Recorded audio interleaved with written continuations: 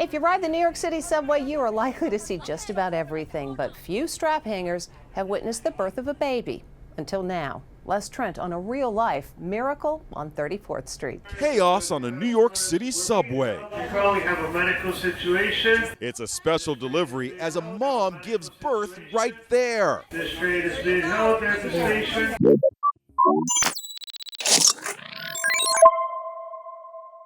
Welcome back to Parke Jones. Today's video is a rare one because most of the time on this channel we cover tragic outcomes. But this time, we're diving into 3 recent cases where a missing girl and 2 women were found alive. That might sound like a relief, but each case has its own strange twist. Some are raising eyebrows, others are raising questions, and not all of them are what they seem. On February 12, 2025, around 11:30 a.m., passengers aboard an uptown train in New York City were startled when a woman went into labor. Fellow commuters quickly came to her aid, assisting in the delivery of her baby girl right on the subway car floor. Brianna Brown was a passenger on the subway and recorded the drama on her cell phone. As we pull into 34th Street Station, I hear more crying, so I get up and I look at it, and it's a baby being born.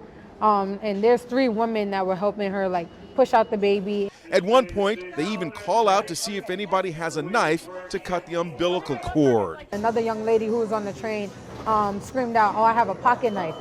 So she hands it to the woman that was holding the baby, and she was able to cut the umbilical cord safely. Do you want to hold the baby? I'll cut it. She sure seems to know what she was doing. Don't hold her like that. Days later, in an extraordinary turn of events, the woman was identified as 25-year-old Jenny Saint Pierre, a Florida woman reported missing in August 2024.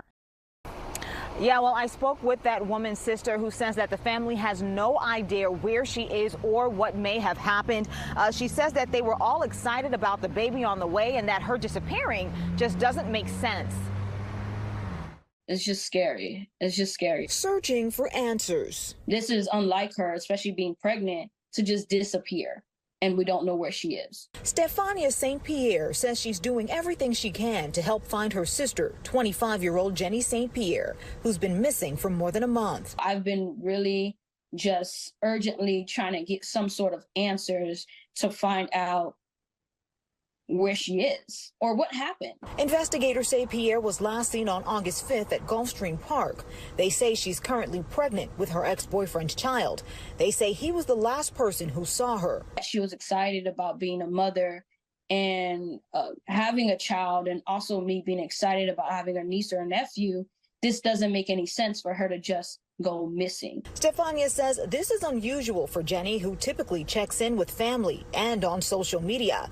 She says her sister and her ex-boyfriend got into an argument the day she was last seen. From what I understand, she got upset and she left, and he hadn't heard from her. The ex-boyfriend called Stefania earlier this week, concerned that he hadn't heard from her. Police confirmed that he has been cooperating with detectives. Stefania says when she heard from him, she reported her sister missing immediately. Jenny is schizophrenic and vanished from Hallandale Beach, Florida following a dispute with her ex-boyfriend, the presumed father of her child. We don't have any details as to how Jenny ended up in New York, where she was staying, or whether or not she had proper prenatal care. In February 2024, 16-year-old Asata Amun disappeared from her home in Beaufort, Georgia following a disagreement with her father, Kwabena. He threatened to send Asata to military school due to disciplinary issues. Upset, Asata ran out the house barefoot and without her personal belongings. And it's alleged that as she ran out the home, her father shouted, "So you're just gonna run like a coward, Asata?" Her mysterious disappearance was caught on doorbell footage. That's right, Wendy. Kwabena Amun says this has weighed heavily on him and his 2 other daughters. He says when Asata left home here that day, she was headed in the direction of a friend's home, but no one has seen her since, and it's been 3 months. Just wanted her to be safe. We wanted her to come back home. Kwabena Amun says he has no idea where his 16-year-old daughter Asata Amun is, and he says it is stressful knowing she's been missing more than 3 months. If somebody knocks on the door, you're wondering if that's her? Of course. Wouldn't you? If the phone rings, you're wondering. Wouldn't you? If the police call you, what? Wouldn't you? Asata disappeared February 1st, a day before the single father says she had gotten into trouble at North Gwinnett High School. There was, some chronic issues that were going on, and military academy was looked at as a solution. He says Asata didn't like that idea. He says his video doorbell then captured her running from the house. And she left, and in the direction that she left, I thought that she looked like she was going to a friend's house. Her mother, Jasmine Dominique, residing in Connecticut, expressed deep concern over the lack of communication from Asata, noting it was unusual for her to not reach out. And Dennis, as you can imagine, this is a difficult time for Asata's mother, 41-year-old Jasmine Dominique. You could sense her pain, her fear, her worry as investigators continue searching for her missing 16-year-old daughter. Jasmine sat down with us describing Asata as a free-spirited tomboy who loves to be in nature, one of 3 daughters. They would often text each other, but since Asata went missing back on February 1st, Jasmine has not heard from her daughter. Asata was living with her father at the time of her disappearance. Jasmine divorced her husband, Asata's father, back in 2019 and says her ex was abusive. I don't want to think that he did something to her. I really don't. I just want her to be safe. That's all I want, And it's hard for me. As a mother, it's hard for me because I can't really sleep. I keep thinking about it and I can't do anything because I'm here. There were no updates to Asata's case, and during the investigation, it's been alleged that her 2 sisters were removed from her father's home due to allegations of abuse. Then, over a year later, in March 2025, Georgia authorities discovered that Asata had been in the custody of Tennessee's Department of Children's Services since shortly after her disappearance, living under an alias. A case manager noticed inconsistencies in her statements, leading to the revelation of her true identity. Police say the Gwinnett County teenager had been in Tennessee for over a year, living under a different name. Atlanta News First Bridget Spencer is live at the Gwinnett County Police Department. Bridget, you spoke with the girl's mother. I imagine she's relieved tonight.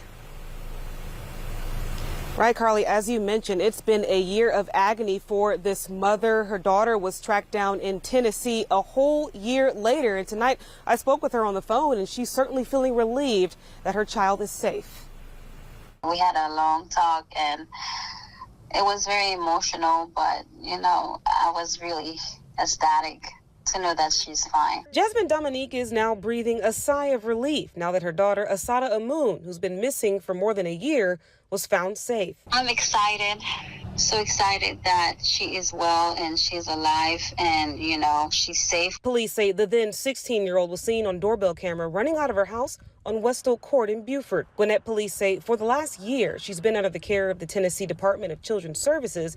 It was a case manager there who noticed something was off about the teen's statements. She heard some inconsistencies in some statements Asata was making, went above and beyond and actually researched those statements and started looking into missing children in Georgia. Asata was under a fake name. We reached out to the Tennessee Department of Children's Services. They say they could not comment on the case. We stopped by her father's home and called him, but got no answer. I'm grateful for everyone that's trying to, get to the bottom of it.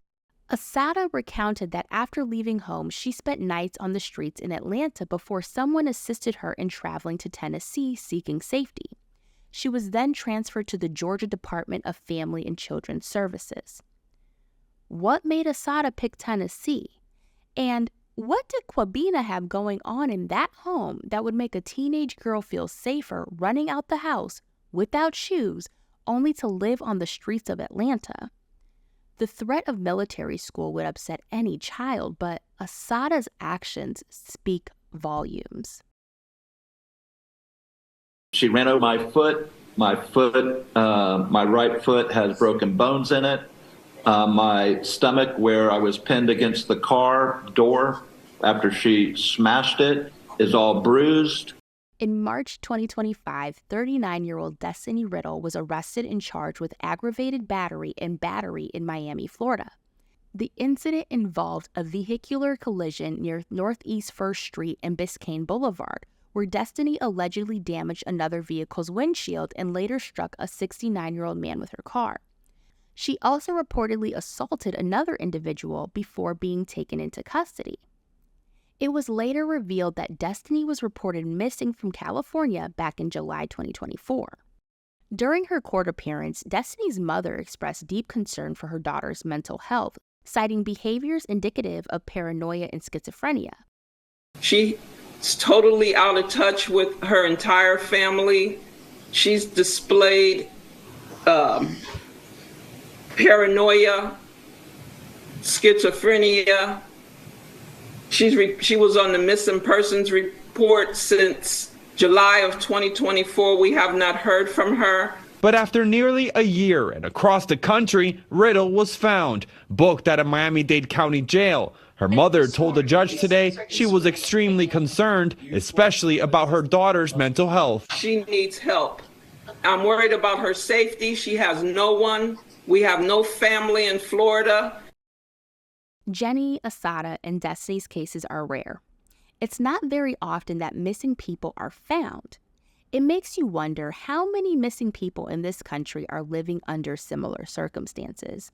And is there something that we can do as a society to prevent these situations? And in the case of Asata, do you believe that Child Protective Services should cross-reference pictures in their database with missing children registries? Regardless of the circumstances, I'm happy that these women have been found and hope that they have all been reunited with their loved ones. If you like stories like this, be sure to comment, like, and subscribe. There's also some videos on the screen that YouTube thinks you may be interested in. I'm your host, Parke Jones, and I'll catch you on the next one.